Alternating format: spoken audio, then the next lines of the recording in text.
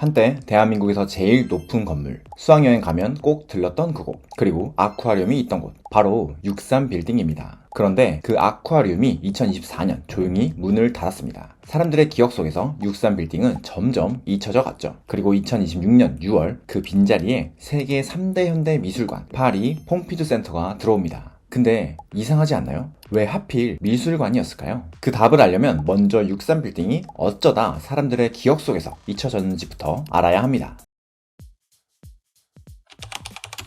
질문 하나 드릴게요. 63빌딩은 몇 층일까요? 63층? 아닙니다. 정확히는 지상 60층, 지하 3층 규모죠. 총 높이 249m. 완공 당시 아시아에서 가장 높은 빌딩이자 북미를 제외하면 세계에서 가장 높은 빌딩이었습니다.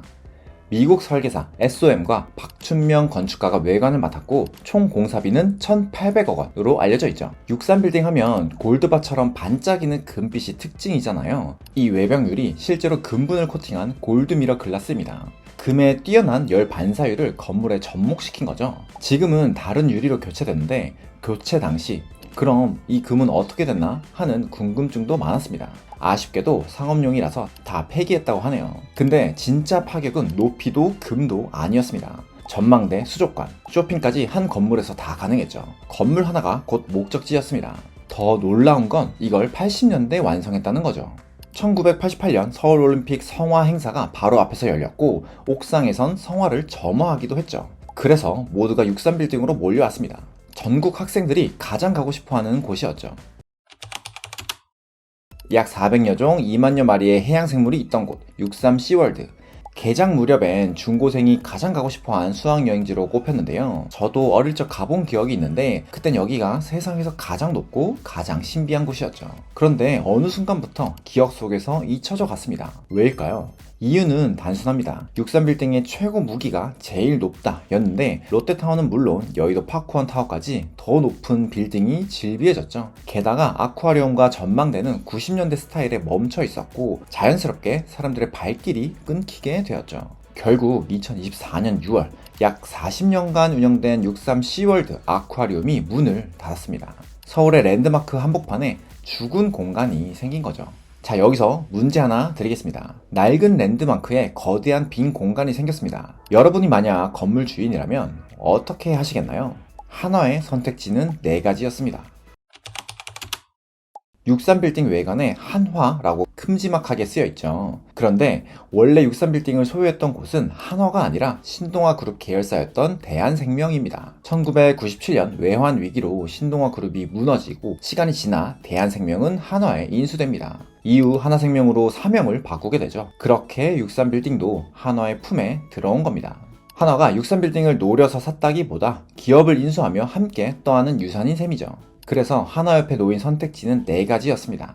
첫 번째, 부수고 다시 짓는다. 하지만 비용도 규제도 여론 부담도 컸겠죠. 두 번째, 그냥 오피스로 채운다. 안전하지만 죽은 건물이라는 이미지가 굳어집니다. 세 번째, 또 다른 체험시설을 넣는다. 단 이미 한번 실패한 모델을 반복할 위험이 있죠. 마지막 4번째, 문화시설로 완전히 바꾼다. 이 4번째가 하나가 고른 답이었습니다. 그런데 왜 문화시설, 그 중에서도 미술관이었을까요? 사실 미술관은 입장료로 돈을 벌기 쉽지 않습니다. 티켓 2, 3만원으로 투자비를 회수하기란 여간 어려운 게 아니죠. 그런데도 하나가 미술관을 택한 데는 단순히 입장료로는 환산되지 않는 다른 이유가 있습니다.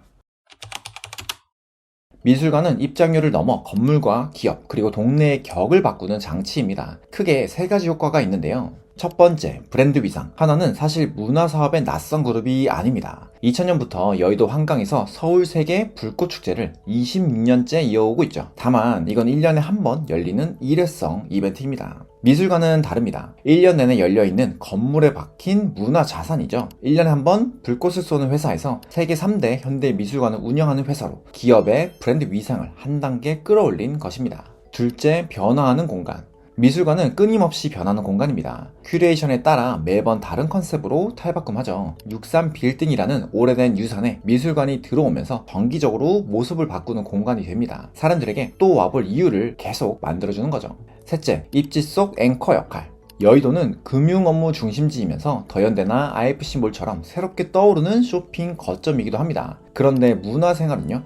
이렇다 할 대표 미술관이 없죠. 다리 건너 용산만 해도 국립중앙박물관, 아모레퍼시픽 미술관 같은 화려한 라인업이 있는데 여의도는 비어 있었습니다. 이번 퐁피두 센터의 입점으로 여의도에 앵커 미술관이 생기는 것이죠. 근데 왜 하필 퐁피두였을까요? 아참, 여기까지 내용이 유익하셨다면 구독과 좋아요 부탁드리겠습니다.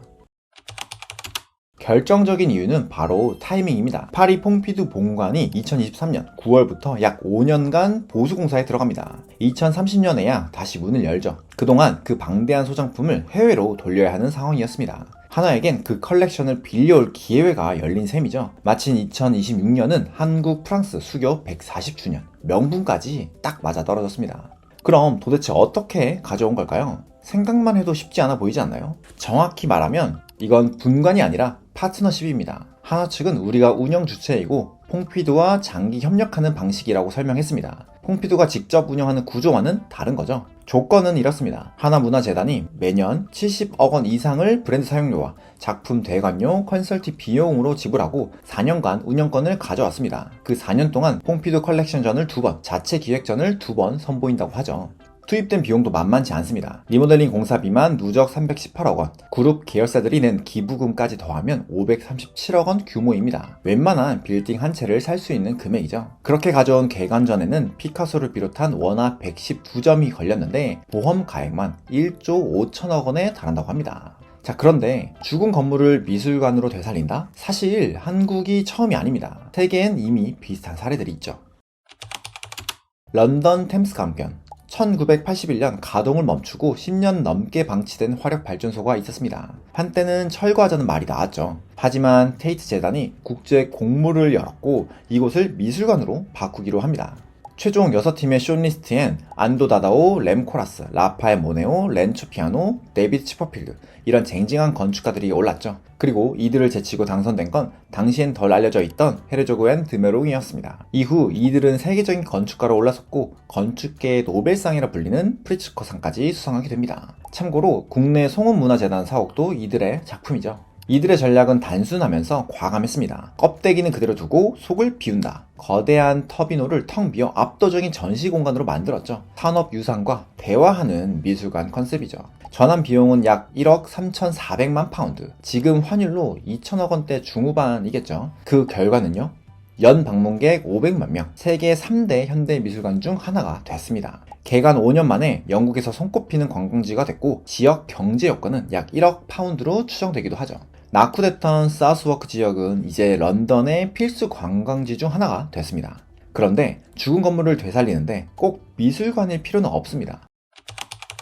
바로 애플이 증명했죠. 런던 배터시 발전소 1983년 가동을 멈춘 뒤 40년이나 방치돼서 부동산계의 에베레스트라고 불렸습니다. 테마파크, 축구장, 계획이 줄줄이 실패했죠. 2012년 말레이시아 컨소시엄이 4억 파운드, 우리 돈 약 7천억 원에 이곳을 인수합니다. 이후 2019년엔 같은 말레이시아 자본인 PNB와 EPF가 발전소 건물의 상업 자산을 15억 8천만 파운드, 약 2조 6천억 원에 다시 사들이면서 소유 구조를 재편했죠. 영국 가디언은 이를 두고 영국 역사상 최대급 부동산 거래로 보도하기도 했습니다. 라파엘 비뇰리의 마스터 플랜 아래 약 5만 평 부지에 약 15조 원을 투입하는 초대형 복합 개발이었습니다. 그중 결정타는 단연 애플 UK 본사의 입점이었죠. 애플 사옥으로 유명한 포스트 앤 파트너스가 설계한 6층 규모의 공간, 애플 스토어를 연상시키는 인명과 아트리움을 둘러싼 오피스 공간이 특징입니다. 물론 배터시 자체가 초대형 프로젝트인 건 분명하지만 애플 유럽 본사가 통째로 들어온다는 상징성은 말 그대로 모두의 이목을 집중시키기에 충분했습니다. 파리에도 비슷한 예가 있는데요. 구찌와 생로랑을 거느린 케어링 회장 프랑스와 피노가 18세기 곡물 거래소였던 낡은 원형 건물을 사들였죠. 건축가 안도 다다오가 설계를 맡았고 거대한 원형 원통의 웅장한 미술관으로 다시 태어났습니다. 2021년 문을 연 브루스트 코메르스입니다. 패턴은 똑같죠. 자본이 문화를 입혀 건물의 격을 바꿨습니다. 테이트 모던, 배터시, 브루스트 코메르스, 그리고 63빌딩 모두 같은 일을 했습니다. 오래된 유산을 되살리는 일. 근데 여기서 진짜 중요한 궁금증이 생기죠. 왜 되살리는 게 새로 짓는 것보다 어려울까요? 새로 짓는 건 사실 쉬울 수도 있습니다. 백지에서 시작을 하니까요. 얼마든지 상상을 할 수 있죠. 진짜 어려운 건 이미 있던 걸 되살리는 일입니다. 낡은 랜드마크는 세 가지를 동시에 상대해야 하거든요. 모두의 기억을 되살리고 낡은 구조를 개선하며 이미 굳어버린 한물간 이미지를 바꿔야 하죠. 제가 제주도의 오래된 호텔을 워케이션 호텔로 리모델링 할 때도 그랬습니다. 과거 탑동을 찾던 사람들의 기억을 되살리고 낡은 호텔의 물리적 구조를 손보고 관광 호텔이라는 한물간 이미지를 바꿔야 했죠. 베터씨가 세계에서 가장 어려운 프로젝트라 불린 이유, 테이트가 철거 위기를 겪은 이유 모두 되살리기가 그만큼 어렵다는 걸 보여줍니다. 그럼 63빌딩은 어떨까요? 하나의 선택, 잘한 걸까요? 분명한 건 하나는 가장 어려운 길을 택했다는 겁니다. 그리고 그 답으로 세계적인 미술관 브랜드를 끌어왔죠. 그것도 한국인이 사랑하는 세계 3대 현대 미술관 중 하나를요. 수교 140주년이라는 명분과 본관 공사라는 타이밍까지 절묘하게 맞춘 만만치 않은 과정을 풀어낸 겁니다. 다만 끝난 건 아닙니다. 개관전이 끝난 뒤에도 사람들이 계속 찾아올까요? 미술관 하나로 여의도라는 입지의 한계를 넘어설 수 있을까요? 더현대처럼 말이죠. 게다가 하나와 퐁피두의 계약은 4년입니다. 부산에서도 퐁피두 분관을 추진 중이라는 이야기가 나오죠. 즉 여의도의 퐁피두는 영원하지 않을 수도 있습니다. 그렇다면 하나에게 주어진 시간은 그리 길지 않습니다. 이 4년 안에 63빌딩을 퐁피두가 있던 곳이 아니라 퐁피두가 없어도 사람이 찾는 곳으로 만들어야 하죠. 넘어야 할 산이 많은 건 분명한 사실입니다. 하지만 확실한 것도 하나 있습니다. 이제 63빌딩이 조금 다르게 보일 것 같다는 거죠. 잊혀졌던 과거의 영광을 다시 찾을 수 있을지도 모르겠네요.